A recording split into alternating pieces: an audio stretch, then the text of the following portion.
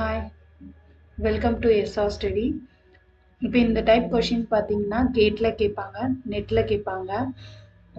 Set questions, all set questions. இதில் வந்து பேசிக் பார்த்தீங்கன்னா இது எந்த சப்ஜெக்ட் யூனிட் பார்த்தீங்கன்னா டிபிஎம்எஸ். இந்த டிபிஎம்எஸ்ல இது ரிலேஷனல் அல்ஜிப்ரா கேட்குறாங்க. இப்போ இந்த கொஷின் பார்த்தீங்கன்னா நேச்சுரல் ஜாயின் கொடுத்துருக்காங்க.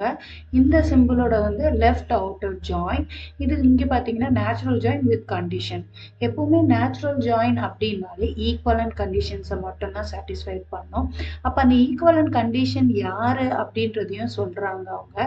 அப்போ முதல்ல டேபிளை டிரைவ் பண்ணுவோம். டேபிளில் பாருங்க ஈக்குவல் கண்டிஷன்ல T1ல Pயையும் T2ல வந்து பார்த்தீங்கன்னா ஏவையும் மேட்ச் பண்றாங்க. அப்போ இதில் மேட்ச் பண்ணும்போது முதல்ல இந்த டேபிளை ட்ரா பண்ணலாம். we know about the idea. அப்போ PR T2க்கு எடுக்கும்போது A, C. இப்போ இதில் இவங்களோட வேல்யூ 10, 5, 15, 8, 25, 6. இதோட வேல்யூ பார்க்கும்போது 10, 6, 25, 3, 10, 5.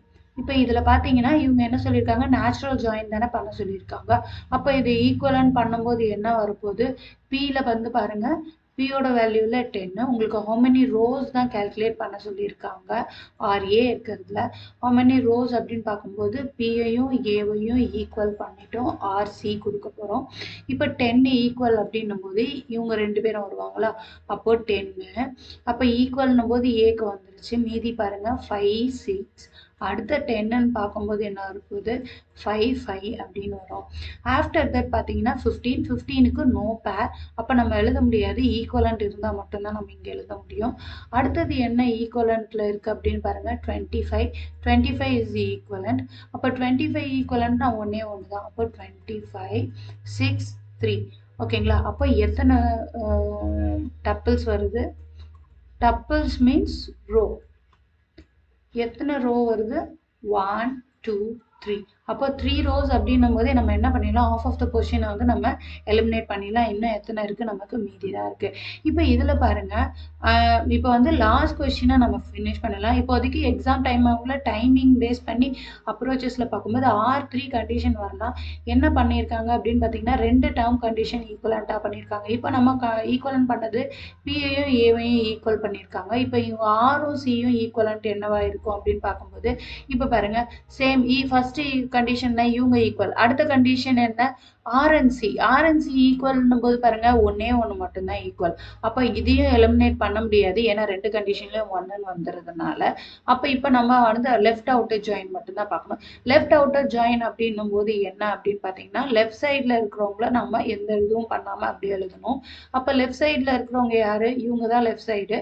அப்போ லெஃப்ட் சைடில் இருக்கிற அவுட்டர் ஜாயின்ல அப்படின்னு பண்ணும்போது யாரு, PR.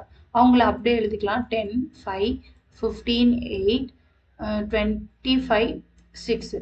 இப்போ அடுத்தது இவங்களதுலேயே வந்து இவங்கள ஏ வந்து ஈக்குவலண்ட்டுன்னு சொல்லிட்டாங்க. அதில் சரி ஈக்குவலண்ட் அப்படின்னும் போது சி அப்படின்னும் போது 10க்கு வரும்போது இங்கே என்ன வரப்போகுது, ஆஸ் யூஷுவல் பழைய இதுன்னு பார்க்கும்போது என்ன வரப்போகுது, 10, 6.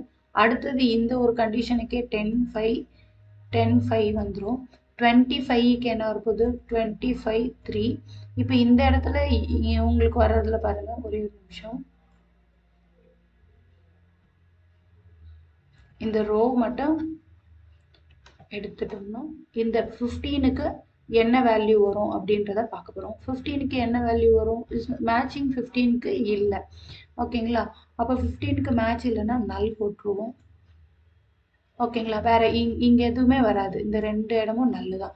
ஆனா இது லெஃப்ட் அவுட்டர் ஜாயின். ஏன் மேம், இந்த இடத்துல பாத்தீங்கன்னா எல்லாருமே மேட்ச் ஆயிருப்பாங்க, இந்த இடத்துல இவங்க மட்டும் மிஸ்ஸிங், அதனால நல். இப்ப பாருங்க எத்தனை ரோ வருது, 1, 2, 3, 4 rows.